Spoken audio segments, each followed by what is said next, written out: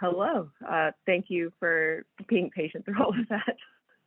No problem. I get anxiety from all technology, so I understand. So I'm just going to jump right in.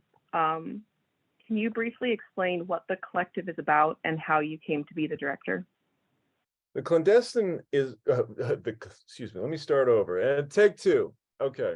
The collective is about a clandestine group of assassins, but they're fighting for good. And what they do is their primary targets are these billionaires that are above the law, people that have so much money that they can buy their way out of trouble and really abuse their finances and power and do some really sick and twisted things. And they're kind of above the law. And the collective is a group of people that kind of deliver their own brand of justice. Like it. I like it. And how did you come to be the director? Well, I got a call from a really great friend of mine. He's like a brother, producer Richard Switzer. We've worked together on many films. He's produced a couple movies that I've directed, and he calls me up and he's like, Tommy, I got this script. It's an action movie, which I had never done an action movie before, but there's some elements in this script that I think you're really going to like.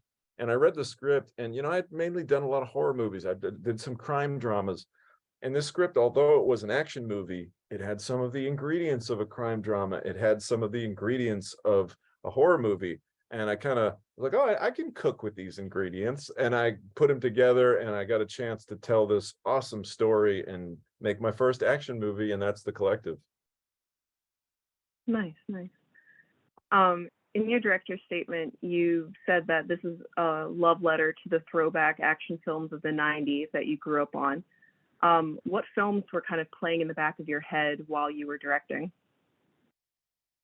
Just a lot of different, Seagal movies and movies like, Out for Justice and, films where the storylines are simple and it's all about the mission. And what I really loved about this script was it didn't get bogged down with too many subplots or extraneous paths that the characters go in. There's none of that schmaltzy romance stuff where he's gonna save his girlfriend or something like that. It was just about the mission and the action. And from my first action movie, I thought that was pretty cool. Like, well, let's just focus on that in terms of storytelling. Right, right. Also, in your director's statement, you mention the pistol puppet, and I was just wondering if you could talk a little bit more about how you kind of came up with that phrase and how it adds to traditional gun battles. Absolutely. So, this movie's all about using what you have. And, often the members of the collective are going to be outnumbered vastly.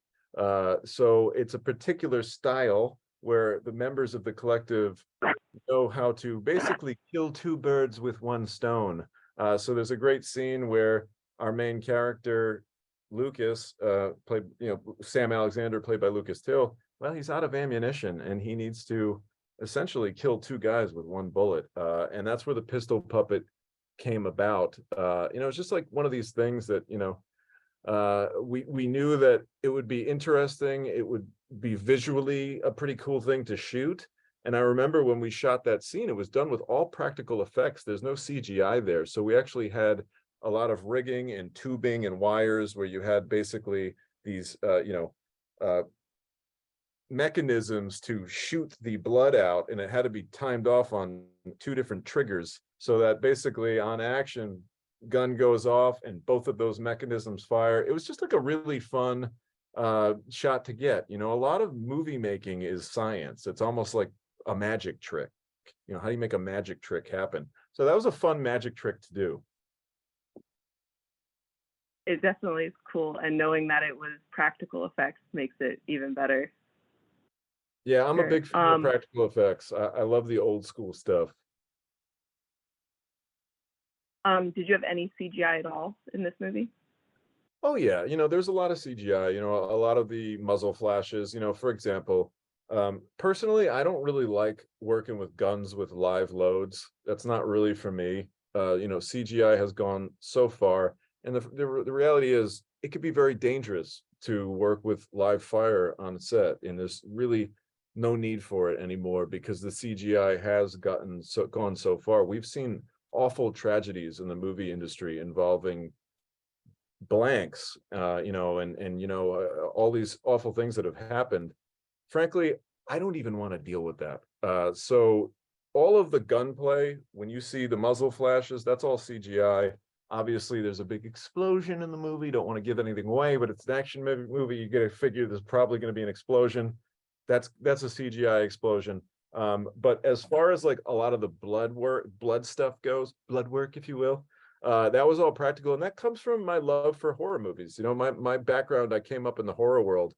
So I worked with a gentleman by the name of Doug Sackman on this movie, and Doug is just a wizard of special effects, and I loved working with him. And you can see a lot of the fruits of his labor in this movie. That's awesome. For sure you can. And about the explosion, it's awesome. I'm a big fan. Thank you.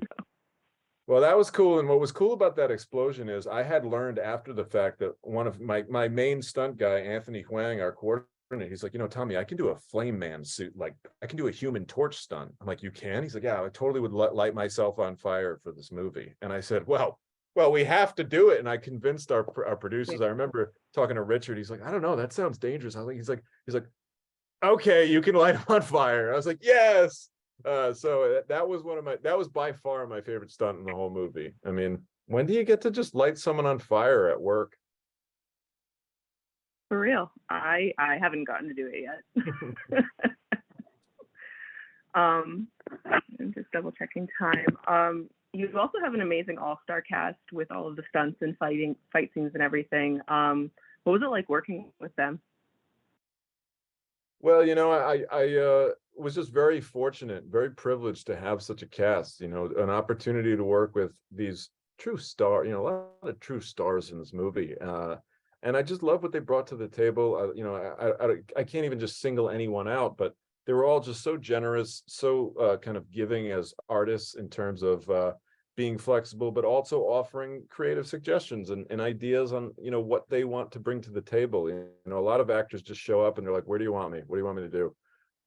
Whereas this whole cast just really cared about what their characters were doing, what their intentions were, and just really put in above average effort into making that work. And they were all amazing throughout the whole film. All right. I think about a minute left. Yep, just got the 1 minute signal. Is there anything else that you really want to say about The Collective? I just think that people can look for a movie that is going to provide 100% straight up entertainment the whole way through. This movie almost never even has a hiccup of a drag moment. It just rides like a train. So if you're like me, and if you have a little tough time paying attention to things that are kind of slow sometimes, I think this movie was really great for people that just want to see kind of hard driving action from start to finish. Oh, for sure. I'm the same way, so I can attest to that. Awesome. Well, thank you so much for chatting. Thank you again for sticking with me through the technical difficulties. No problem, Beth. Thank you for taking the time with me and talking Collective. Of course. You have a great rest of your day. You too.